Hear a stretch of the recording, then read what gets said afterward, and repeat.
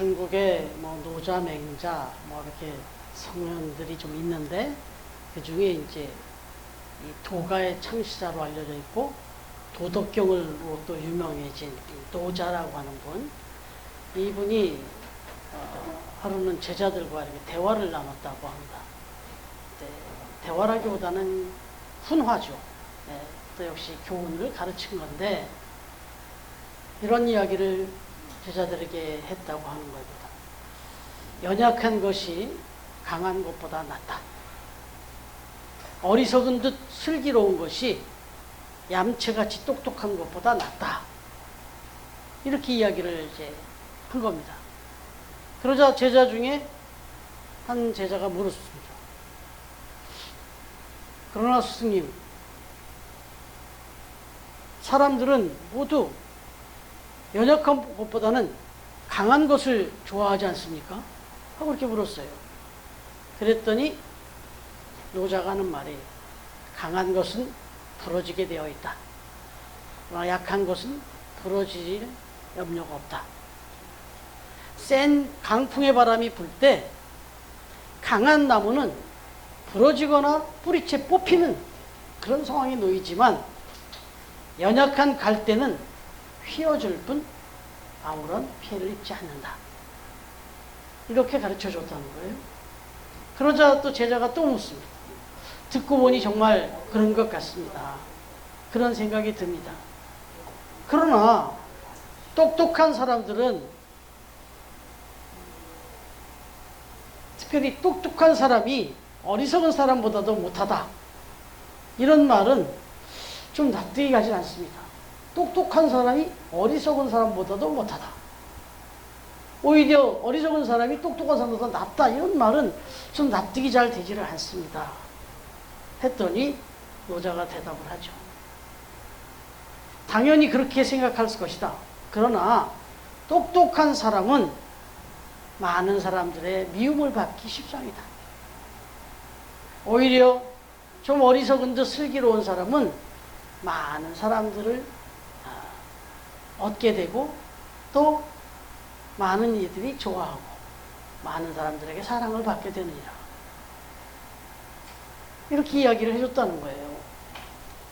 그래서 결론은 어리석은 듯 슬기로운 사람이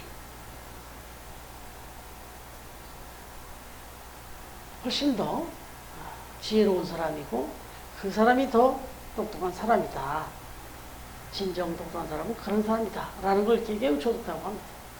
오늘 말씀을 이제 준비하면서 이 글을 읽게 됐는데 지금 몇 주째 계속 우리가 묵상하고 있습니다만은 오늘도 역시 여러 사람들이 나타납니다. 등장을 하는데 이 등장한 내용에 보면 어리석은 듯 하나 슬기로운 사람이 있는가 하면 슬기로운 듯 하나 어리석은 사람이 지금 혼재되어 나옵니다. 특별히 뭐 극단적으로 구별하면 바울과 나머지 무리들이에요. 여러분 여기에 이제 배경은 우리가 뭐 계속 묵상하고 있으니까 뭐 크게 설명이 안 드려도 아시겠지만 그래도 또 여기 이름들이 나오니까 조금은 설명이 필요해서 덧붙이면 본문의 배경은 이렇습니다. 지금 그 벨릭스에 이어서 베스도라고 하는 총리가 이제 이 가이사랴에 지금 총리로 있잖아요. 그런데 여기 부임한 지 뭐 이렇게 오래는 안 됐어요. 그래서 이 부임한 베스도를 축하하기 위해서 찾아온 사람들이 있는데 그분들이 아그리빠 2세와 그의 누이인 버니게가 찾아온 겁니다. 그 둘이 찾아왔는데 이 찾아온 아그리빠 2세에 대해서 조금 말씀을 드리면 아그리빠 1세의 아들이죠, 당연히. 그런데 이 사람은 헤롯 대왕의 증손자이기도 합니다. 예수님 당시에 그 헤롯 대왕 아시죠? 거기에 증손이기도 합니다. 풀네임은 마르쿠스 율리우스 아그리빠 2세. 이렇게 이름이 되는 사람인데 이 사람이 로마의 글라우디우스 황실에서 성장을 했던 사람입니다. 그리고 그의 이 아그리빠 1세처럼 아버지처럼 친로마 성향이 강한 출세지향적이고 아주 자기 목표에 지향적인 그런 사람이에요, 이 사람도. 그런가 하면 이 버니게는 바로 그 아그리빠에서 한 살 아래 누이면서 또 그 바로 앞에 벨리스 총독이 있었다고 했죠. 그 벨리스 총독의 부인이 누구였어요? 드루실라라. 지나가는 이름이라 기억이 안 나실 수 있는데 드루실라라는 인물이 있었어요. 그 인물에 대해서 설명을 좀 드릴까 하다가 그냥 시간을 그냥 넘어갔는데 어찌됐든 그 드루실라의 언니입니다. 이 사람이 버니게가. 예, 아주 이렇게 다 관련이 돼 있어요. 예, 관련이 돼 있어요. 그런데 이 가이사르의 이제 신임 총독 베스도를 축하하러 인사하러 왔는데 베스도는 오자마자 축하하러 온 사절 이 아그리빠 2세가 오자마자 자기 고민부터 털어놓는 거예요. 무슨 고민이었어요? 지금 이 유대인들이 데려다 놓고 고소를 해놓은 이 사도 바울, 이 바울을 신문을 해보는데 혐의를 찾을 수가 없는 거예요. 도대체 죄가 뭔지 찾을 게 없는 거예요. 그래서 설명을 하는 거예요, 지금. 이 아그리빠 2세한테. 이 사람이 이렇게 고소를 당해서 이렇게 왔는데, 내 앞에 지금 있는데, 뭐 아무리 봐도 혐의가 없습니다. 그저 뭐 제가 자기가 살펴본 걸로는 그냥 저 사람들의 신앙 기준에 안 맞는다는 거예요. 그리고 뭐 또 한 가지 구체적인 얘기는 이미 십자가에 달려 죽은 그 예수가 다시 살아났다는 얘기를 이 사람이 막 떠들고 다닌다 이거예요. 뭐 그런 정도밖에 없다는 거예요, 자기가 볼 때. 근데 지금 이걸 어떻게 해야 될지 지금 난감하다. 이 얘기를 이 아그리빠 2세한테 고민을 털어놓은 거예요. 그런데 이제 여기서 우리가 생각해야 될 게 있는데, 중요한 거는 뭐죠? 혐의가 없다는 걸 알았어요. 근데 지금 고소는 당했어요. 그리고 이들이 요구하는 건 죄인이라는 거예요. 죄인이라고 계속. 형을 확정해달라. 지금 빨리. 형을 내려달라. 그리고 이미 죄인 취급은 하면서 형은 확정해달래요. 원래 형이 확정이 돼야 죄인이잖아요. 그렇지 않습니까? 형이 확정되기 전까지는 아무리 어떤 증거가 있어도 형이 확정되기 전까지 죄인이 아니에요. 여러분 이거 우리가 잘 아는 말 아시죠? 무죄 추정의 원칙. 들어보셨죠? 무죄 추정의 원칙. 이거는 뭐냐? 아무리 현장에서 잡혀온 죄인도 아주 명백하게 보이는 죄인일지라도 재판을 거쳐서 죄인이라고 판정이 내려지기 전까지는 죄인 취급하면 안 된다. 이게 무죄 추정의 원칙이야. 현장에서 죄인으로 잡았어요. 이거 뭐 죄인 범죄하는 걸 잡았다고 해서 바로 죄인 취급하고 바로 막 형을 집행하면 안 된다는 거예요. 데리고 와서 재판을 받고 판결이 나서 죄인이라고 하면 그때부터 죄인 취급이지 그 전까지는 인권을 보호해야 돼. 이게 무죄 추정의 원칙이잖아요. 그런데 지금 이 유대인들은, 여기 지도자들이라는 이 인간들은 이런 것도 몰라요. 그래서 여기 로마 시민의 법이 아니라 뭐 이런 말까지 한단 말이에요, 지금. 베스도가. 이건 도대체 불법이다 이거지. 네, 그런 얘기를 하는 거예요. 그래서 그렇게 지금 이들이 주장하고 있는 내용을 보면 너무 불이해요. 아직 죄인이라고 판결도 나지도 않았고 더더욱이나 이 베스도가 볼 때는 도대체 뭐가 죄인지도 모르겠어요. 너무 명백한 죄가 있는데 아직 판결이 안 된 것도 아니고 판결 내릴 죄도 없는 거예요 지금. 그런데 지금 이들이 보여주고 있는 태도는 명백한 불법이죠. 그런데도 이 베스도가 또 웃기는 거죠. 왜 결정을 못하는 거예요 도대체? 왜 결정을 못하냐고요. 그리고 이 고민을 좀 아그리빠 2세한테 또 털어놓고 있네요 지금. 이거 어떻게 했으면 좋겠는지. 이제 이 배경을 좀 설명을 드리려고 그래요. 정말 똑똑한 척 지금 뭔가를 되게 지금 지혜롭게 자기가 뭔가 판결해보려고 애를 쓰는 거예요. 여러분. 그러나 여기 지금 유대인들이라고 하는 사람들, 이 사람들이 불법을 저지르는 이유는 있었어요. 이 사도 바울을 어떻게든지 형을 잡아서 불법을 통해서라도 이 사도 바울을 어떻게든지 제거해야 되겠다는 생각을 가졌던 것. 불법을 동원해서라도 편법을 써서라도 이 사도 바울을 어떻게든지 죽여야 되겠다. 처형을 해야 되겠다. 죄인으로 처벌을 넣어야 되겠다. 이 생각을 했던 이유는 자기들 나름대로의 의의가 있었어요. 뭐죠? 하나님께 영광을 돌려야 되겠다. 이 사람이 하나님의 영광을 가리고 있다. 헛된 교리를 퍼뜨려서 많은 사람들을 미혹하고 있다. 그러니까 하나님께 영광을 가리고 있다. 그래서 우리의 신앙의 관점에서 볼 때 하나님께 영광을 돌리기 위해서는 이런 인간은 어떤 불법이고 다 필요 없고 무조건 잡아 죽여야 되겠다. 이렇게 됐던 거예요. 여러분, 이게 이제 우리가 깊이 생각해야 될 부분입니다. 자기들 딴의 목적이 분명히 선했어요. 하나님께 영광을 돌리겠다. 근데 그 하나님께 영광을 돌리려니까 이 인간을 어떻게 잡아서 어떻게 할 방법이 있으니까 불법이 더 저질러서 이 인간을 죽여서라도 하나님께 영광을 돌려야 되겠다. 이겁니다. 여러분, 이게 지금 오늘날 이 땅의 교회들이 이 짓을 하고 있다고요. 하나님께 영광을 돌린다는 거룩한 목적, 이걸 가지고 진행하는 과정의 그 방법에서 악을 행해요. 편법을 행한다. 심하면 불법을 행한다. 그러면 이게 하나님의 영광 받으시겠습니까? 착각이죠. 여러분, 소위 목적이 옳다고 해서 수단과 방법은 다 용인된다? 아니라는 것입니다. 하나님이 원하시는 것은 목적도 선해야 돼요, 당연히. 그런데 그 목적을 이루는 방법도 선해야 되는 거예요. 여러분, 아주 단도직입적인 이 말씀 드려볼까요? 여러분들이 정말 우리 교회가 약해요. 재정적으로도 좀 약하고 연약해요. 이 교회를 어떻게든지 좀 한번 멋지게 세워서 하나님께 영광을 돌려보고 싶은 마음이 강해. 그래서 가서 그냥 한번 저 도박판이라든가 가서 한 방 내려갖고 한 억대 한번 쫙 나오면 이거 갖다 헌금 탁 해갖고 나랑 이 교회를 한번 내가 지금 가진 돈을 놓고, 그래서 만약에 진짜 됐어요. 아니, 복권을 사갖고 당첨이 됐어.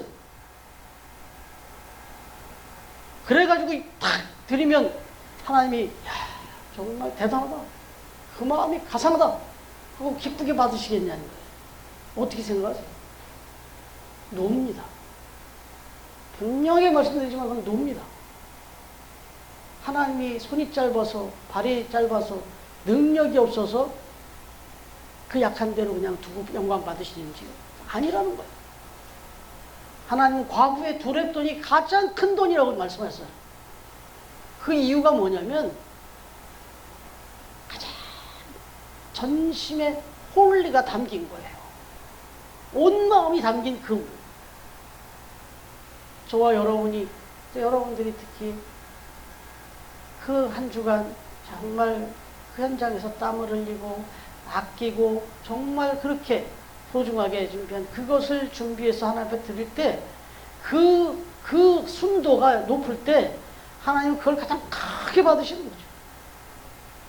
제가 전에도 한번 말씀드렸지만 제가 씻을 수 없는 머릿속에 아주 불편한 기억이 있어요. 그게 제가 송파교회를 섬길 때 그 건물을 저 가락시장에 있는 상가에서 그걸 팔고 문정동에 있는 그 상가 건물을 사서 이주할 때 얘기예요. 그때 그 건물주와 계약 관계를 제가 했어요. 담임 목사님은 학교를 계속 사역을 하시는 분이었기 때문에 주중에 제가 다 했거든요. 그래서 그 집주인, 이제 이 문정동 상가주택 주인을 만나야 되는데 적절한 가격이 나와서 만났단 말이에요.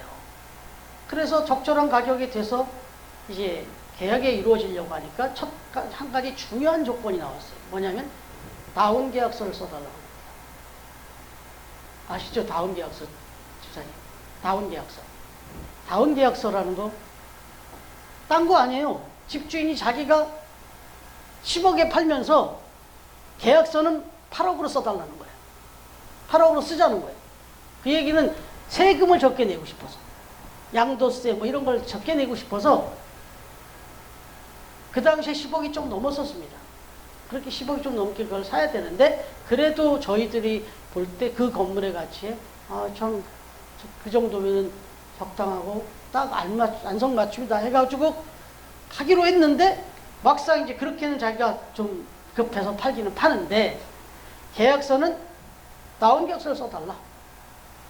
그래서 8억 계약서를 써달라. 그러면 자기가 그 뭔가 기준이 있나 봐요. 계산 다 해봤나 봐요. 그래서 8억으로 하면은 적어도 뭐 몇 천만 원 이상의 자기 세금의 혜택이 생기는 모양이죠. 그래서 그렇게 얘기를 하는데 계약서를 이거는 편법이죠. 저희는 그러면 나중에 어떻게 되는 거예요? 우리가 그 교회를 나중에 팔려야 된다 이러면은 어떻게 되는 거죠?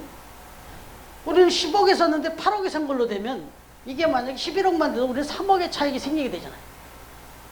우리는 또 세금을 더 많이 내야 되는 건데, 그러나 이제 이 사람은 또 기가 막히게 알아요. 교회는 면세 아니냐. 그러면 구청에서 또 나라에서 교회에다가 면세를 주는 이유는 뭐겠어요? 그걸로 영리 목적으로 쓰지 마라. 그리고 정직하게 거기 그 용도로만 써라. 또 이 어떤 나중에 어떤 변화가 생겨도 정직하라. 그런 뜻 아니에요. 근데 그런 혜택을 받은 교회가 다운계약서를 써야 되는 직면했어요.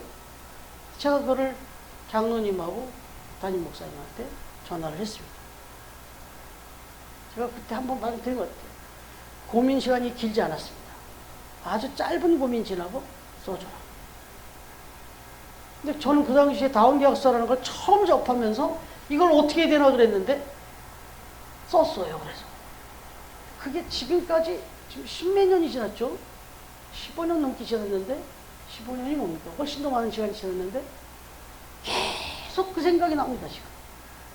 그런데 왜 이 생각이 자꾸 나냐면요, 지금 주변에 있는 교회들이 건축되는 과정과 이렇게 그 이전하고 매입하고 매출하는 과정에 보면 이것과 비슷한 이유의 또 이것과는 또 다른 차원의 불법과 편법이 얼마나 많은지 몰라요. 그 교회에 또 그런 분야에 또 있는 분이 또 그걸 손을 써가지고 그런 다음에 뭐라는 줄 알아요? 기도 응답 받았대요. 기적이 벌어졌대요. 될 수 없는 일이 됐대요. 그 방법은 편법이었는데 이게 얼마나 많은지 모릅니다. 지금 여러분, 그래서 하나님께 영광 돌린다? 넌센스입니다. 하나님 그걸 안 받으신다. 지금 여기 이 유대인들이 그 짓을 하고 있는 거예요. 하나님께 영광 돌리겠다는 목적에 자기들의 기준에 안 맞으면 그냥 막 다 죽여버리든지 뭐 잠복을 해서 그냥 몰래 암살을 하든 상관없어요. 하나님께 영광을 돌리면 되니까.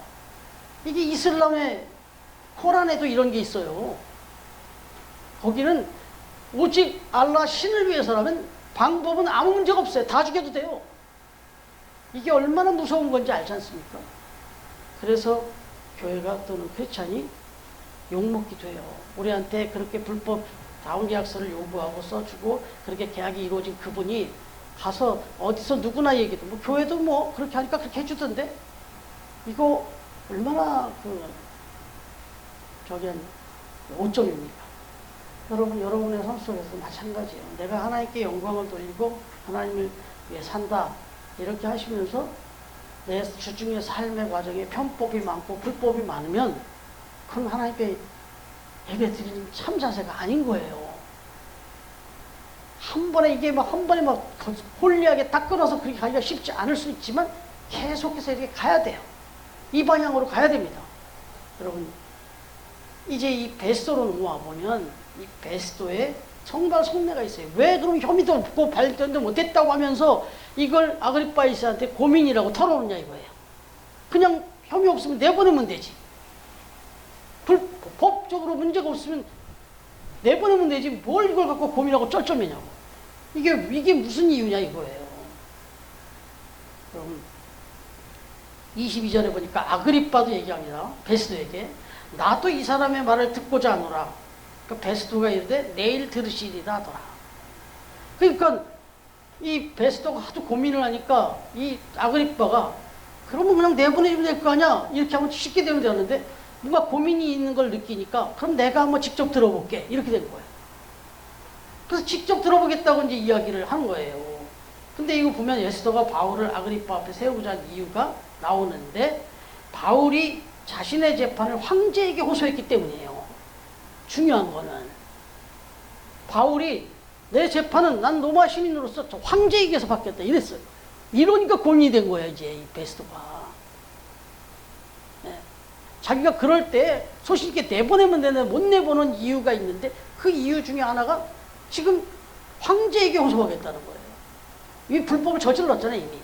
근데 이제 더 중요한 거는 황제 호소하기 전에 그럼 내보내면 될 텐데 상황을 보니까 이 지금 자기가 이 벨릭스 이후에 여기 와서 이 유대인들의 환심을 좀 사야 되는 입장이었잖아요. 부임을 받아가지고 지금 로마와 이 이스라엘의 관계가 좀 많이 악화되어 있는 거를 잘 수습하라고 보냈는데, 오자마자 자기가 그런 걸로 탁 말을 안 들어주고 그냥 바울을 내보내면은 이제 이 사람들이 밀란이 일어나거나 또 데모가 일어나면 곤란해지잖아요. 지금 저 사람들의 그 강경한 모습을 보니까. 그래서 내보낼 수는 없는데, 그러면은 혐의도 없는데 내보낼 수는 없어요. 그리고 또 이 사람이 로마 황제에게 가서 또 상소를 하겠다고 그러고, 이러니까 이제 고민을 하는데, 그 중에 하나가 뭐겠어요? 이 사도 바울이 지금 아무 혐의가 없는데 자기가 그 혐의를 밝혀내지도 못했는데 위로 보내봐요. 그러면은 이거 뭐야 이거, 이렇게 안 그러겠어요? 황제의 입장에서 네가 그런 거 알아서 잘 정리하라고 했더니 혐의도 없는 애를 왜 여기까지 올려보냈냐, 넌 무슨 재판을 한 거냐, 이렇게 되지 않겠어요? 그러니까 이제 어떤 일이 벌어져요? 혐의를 만들어야 돼. 이게 이런 거예요. 아까 우리 시작할 때 영상을 보셨지만 처음에는 한 사람을 죽이려고 했어요. 근데 그 사람을 타겟으로 가다 보니까 또 거기에 관련된 뭐가 나오니까 또 죽이고 또 죽이고 또 죽이게 되더라 이거예요. 이런 일이 벌어지는 겁니다. 지금 불의는 불의를 낳는 거예요. 그래서 결국은 이 베스도는 혐의를 만들어야 돼요. 어떤 혐의를 만들면 좋겠습니까? 라고 나간 거예요. 이제 이 유대인들은 혐의도 없는 사람을 끌어다가 자기들의 어떤 그런 신념화에서 막 죽이려고 이런 불법을 저질렀다면, 이 베스도는 혐의도 없는 사람을 데려다 놓고 딱 소신 있게 정직하게 바르게 판단하고 내보내주면 될 텐데, 여러 가지 자기 유익과 자기의 안위를 생각해서 혐의를 만들 생각한 거예요. 이런 인간들이 여기 지금 나오고 있는 겁니다. 여러분, 여기서 또 우리에게 또 적용을 시켜보면, 여러분, 우리가 살면서 정말 내 삶에 어떤 문제가 다가오면 우리는 선택을 하게 되어 있습니다. 판단을 해야 됩니다. 여기서 이렇게 할 거냐 저렇게 할 거냐, 이쪽으로 갈 거냐 저리 갈 거냐, 분명히 선택하셔야 돼요. 만약에 그 선택 못하면 아무 데도 못 가고 가랭이가 찢어집니다. 그렇기 때문에 분명히 선택을 하셔야 되잖아요. 어느 쪽으로든. 그때 그 선택의 기준이 뭐가 돼야 되겠냐 이거죠. 사실 날마다 정직하게, 그리고 소신 있게, 그리고 정말 강직하게 이렇게 판단하고 이렇게 산다는 게 쉽습니까? 정말 어렵습니다. 특히나 우리 사업을 하시거나 우리 강집사님 같이 또 그런 현장에서 그런 아주 다양한 그런 상황이 벌어질 때마다 이 부분 가지고 살아간다, 사업을 하고 판단해 간다는 거 무지하게 힘든 일입니다. 너무너무 힘듭니다, 사실. 여러분, 그래서 빅토르 위고 프랑스의 대문호, 대표적인 낭만파 작가이면서 정치가이기도 했던 이 빅토르 위고라고 하는 분이 뭐 레미니자 여러분들 노트르담의 옥슈비 이런 것을 썼지만, 이분이 쓴 한 단편 소설에 나오는 이야기라고 그래요. 이런 얘기가 나와요. 대포를 실은 이 대포, 그 배가 태풍을 만나면서 거친 파도가 몰아치면서 이 대포를 묶어놨던 쇠사들이 끊어져 버렸다는 거예요. 그러자 이제 그 어마어마한 그 대포, 이 포가 이게 딱 끊어지니까 막 태풍에 실릴 때마다 이 포가 막 이리 쓸리고 저리 쓸리는데, 이 배 안에 있던 모든 선원들이, 병사들이 태풍이 고민이 아니라 이 대포에 깔리지 않으려고 막 이리 도망다니고 저리 도망다니고 난리가 벌어지더라는 거예요. 무슨 얘기냐? 외부에서 몰아닥치는 태풍이 문제가 아니라 진짜 큰 문제는 지금 우리 배 안에 있는 대포가 문제더라는 거예요. 이 이야기를 빅토르 위고 그 단편에서 썼어요. 이 이야기는 뭐냐면, 우리가 진정 살아가다 보면 여러 가지 삶의 문제들을 겪고 여러 문제 앞에 막 부딪히긴 하는데, 진짜 우리를 괴롭히고 우리를 힘들게 하고 우리를 가슴 멈추게 하는 것은 내 안에 있는 대포라는 겁니다. 내 안에서 결정 못하고 나를 짓누르고 이렇게 되냐 저렇게 되냐 계속 싸우고 있는 내 안에 근심, 걱정, 염려, 또 불안, 이게 사실은 나를 가장 힘들게 한다는 거예요. 내 주변에서 벌어지는 어떤 일보다도 그 일들 앞에서 그런 것들이 몰려올 때마다 흔들리는 내 중심. 어떤 사건, 어떤 일들이 탁 터지고 벌어지고 오잖아요. 그러면 그게 문제가 아니라는 거예요. 그것이 다가올 때 흔들리는, 이리저리 막 굴러다니는 그 마음의 중심. 이게 나를 가장 힘들게 한다는 거예요. 이게 나를 짓누른다는 겁니다. 여러분, 그러면 이 부분에 대해서 성경은 아무 말 안 하고 계실까요?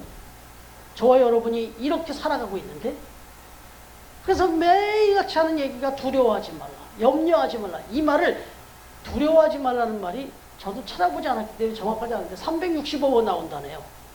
네? 성경에 어느 분이 말씀하신 건데 일리가 있어서 제가 인용하는데 365번 나온다. 매일같이 하신 말씀이나 똑같다. 이렇게 제가 설명을 드린 적이 있어요. 우리는 매일같이 이런 문제 저런 문제와 맞닥뜨리면서 선택의 기로 앞에 삽니다. 근데 그때마다 그 문제가 문제가 아니라 그 문제 앞에서 나의 중심이 문제다. 여러분, 그래서 한번 찾아줄래요? 우리 연승이 이사야서 26장 3절. 제가 외우고 정말 깊이 마음에 항상 두고 살아가는 말씀입니다. 여러분에게도 꼭 정말 그렇게 품고 살아갔으면 좋겠다는 말씀이기도 합니다. 이사야서 26장 3절 한번 읽어줄래요? 시작. 주께서 신비가 견고한 자를 평강하고 평강하도록 지키시리니 이는 그가 주를 신뢰함이니이다. 아멘. 한번 제가 더 읽을게요. 심지가, 주께서 말씀하시기를 심지가 견고한 자를 평강하고 평강하도록 지키시리니 이는 그가 주를 신뢰함이니이다. 이거 말 조금 다 아시겠지만 풀면 이 마음의 중심이 견고한 자는 평강하고 평강한다는 거예요. 그렇게 지켜주신다는 거예요. 근데 이 마음의 중심이 견고하다는 건 뭐냐? 주님을 딱 붙잡는 거다는 거예요. 하나님을 딱 붙잡는 사람은 마음의 중심이 딱 고정이 된다는 거예요. 그럼 그 사람은 어떤 파도가 오든 어떤 문제가 와도 평강하다는 거예요. 이 말을 이제 이 베스도 쪽에다가 적용해서 말씀드리면, 인생의 어떤 결정사항이 왔을 때 기준을 내가, 내 지혜, 내 유익, 내 어떤 이익 여기다가 두지 말고 내 출세 뭐 이런 게 아니라 진리에다 두라고. 진리. 그 진리는 하나님의 말씀. 여기다가 딱 두고 이럴 때 그럼 어떻게 하면 좋겠습니까? 정말 고민스러울 때 있잖아요. 이럴 때 이렇게 될까 저럴 때 막 갈등될 때 있잖아요. 그때 내 판단으로 여기를 생각하니까 이렇게 되고 저렇게 하면 저렇게 될 거고 내가 앞으로 볼 때 이렇게 되고, 이게 아니라 이러면 계속 인생이 그렇게 산다는 거예요. 그럴 때 하나님께 물으라는 거예요. 그래서 하나님의 뜻을 딱 듣고 그분을 붙잡고 그분의 뜻대로 사는 거, 그게 인생이 평강한 인생이 된다 이겁니다.